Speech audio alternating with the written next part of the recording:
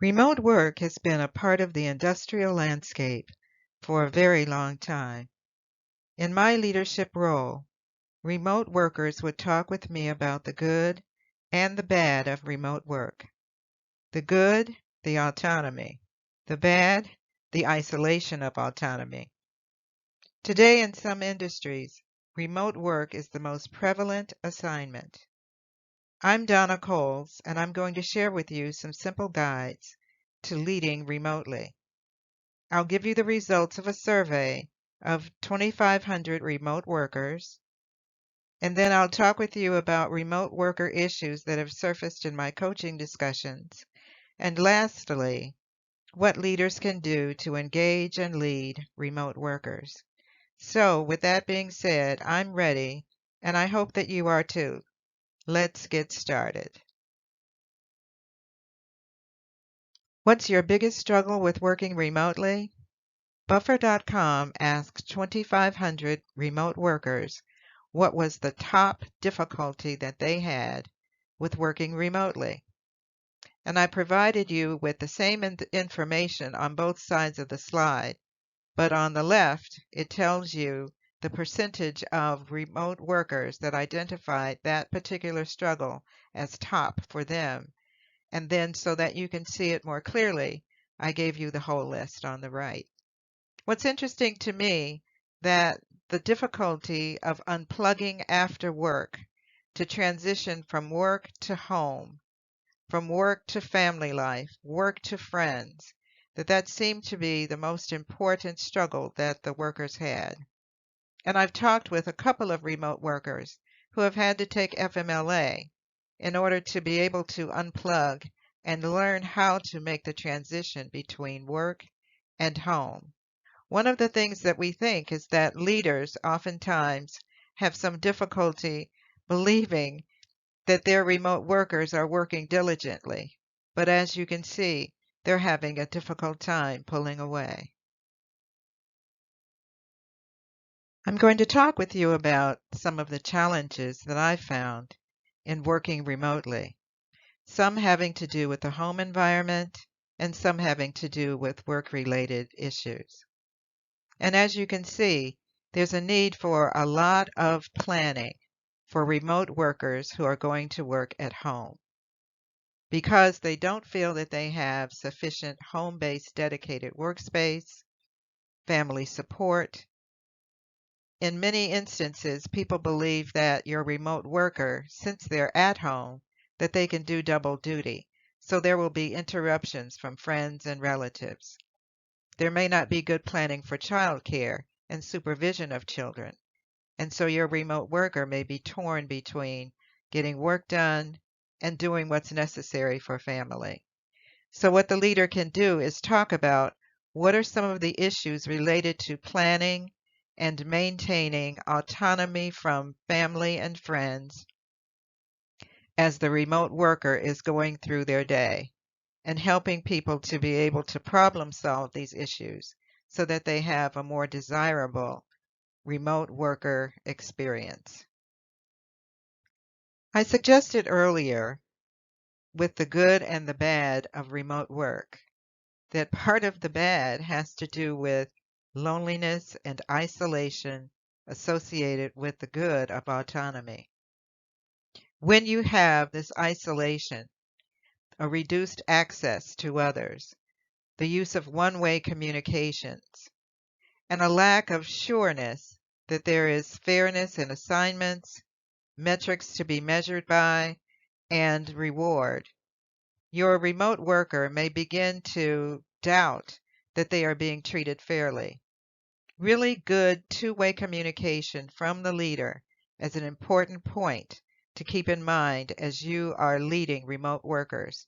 They want to hear from you and they want to be able to provide you with feedback, ask questions in order to know that things are happening fairly and that they have the valued access that they need to be good workers. Now let's take a look at what can leadership do in order to promote worker disengagement. I'm going to give you some ideas of what you want to stray away from in order to have a happier remote workforce. The information on this slide comes from a couple of people that I've been coaching, and inconsistent replies to an employee's messages really triggers in employees the idea that they are no longer the focus of the supervisor's attention, that they don't matter, that their assignment doesn't matter, that quite possibly they could be easily replaced. And so what you want to do is make sure that you maintain a daily schedule and let people know where you're going to be so that they're able to get in touch with you when they need to. Consistently reply to employee messages. Don't wait hours to do that. And then you want to make sure that if you want your people to be engaged, that you're not relying on one-way communications, particularly you're not having their colleagues deliver messages from you to the remote worker, presumably because you don't have time or interest to deliver the message yourself. So to trigger their disengagement, maintain a poor daily schedule and disappear so that people can't find you. Inconsistently reply to messages, and when you do, make it one-way communication so that they can't ask you questions. It'll certainly make them feel as though they don't matter to you. And here's another set of difficulties that those remote workers talk to me about. When you require veteran workers to provide daily progress reports, it communicates to them that you have distrust. I know that there are a lot of articles out there that say that you should have daily meetings, that people should talk with you about their progress and what they're doing, and they need to know that you care. But you can go overboard with that, particularly when you're talking about veteran workers. Many of them have told me that they really don't want to provide daily progress reports. They find it to be a sign of your wanting to micromanage. So if you want disengagement, require that they do daily reports, communicate distrust that they're being diligent or efficient working from home, and then micromanage whenever there are setbacks in a project. That certainly will communicate to your workers that you don't trust, that they'll be able to put things back on track. Well, I've given you the glum report. Now I'll talk with you about the positive things that you can do in order to engage workers who are working remotely. You'll want to engage your remote workers from the start, and you want to begin with good onboarding processes. I was talking with a remote worker a few weeks ago, and he was saying that until he was onboarded properly, he wasn't sure just what the organization was about and what the expectations were. And since he was working remotely, it was difficult for him to talk with people about what he needed in order to become a part of the organization. Also, what you want to do is manage well when there are varying time zones within your remote team. I was asked to attend a 4 a.m. meeting because I'm the only one in my time zone, and although I'm not a remote worker, it made the rest of my day difficult. And so what you want to do is know, where are your people? Where are they working? So that you'll be able to schedule meetings and such in a way that it's not going to cut into the time for sleep or family. Manage for results, not how much activity people are engaging in. One remote worker said that he had to fill out a timesheet every day to show how he was spending all of his time. Not that he was going to charge it back to varying projects, but because the supervisor wanted to know how he was spending his time. So make sure that you're not sending out signals that you don't trust. And then agree on measurements of completion and what success means. And again, that's related to managing for results. All in all, when you engage remote workers and you onboard them properly, you manage their time, you manage for results, and you measure for completion and success. That's where you'll have a happier remote worker. With this set of suggestions, what I'm focusing on is that to engage with remote workers on a very personal level allows them to feel like they're more a part of a team also.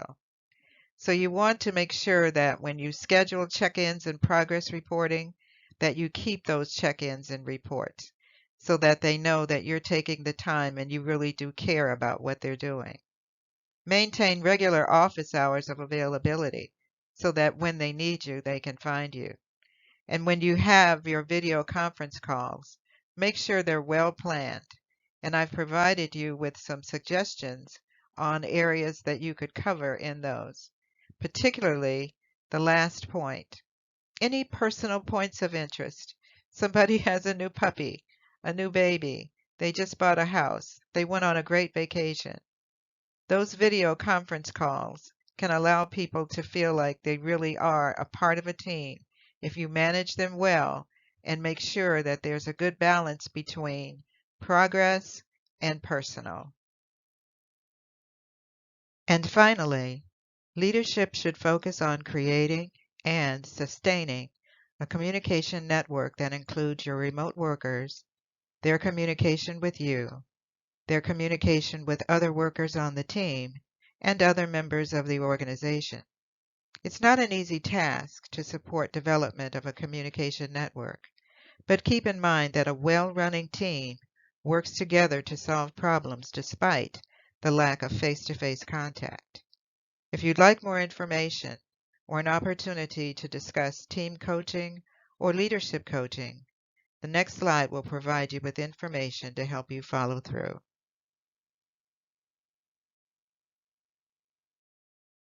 And again, this is Donna Coles, and I'm a leadership coach.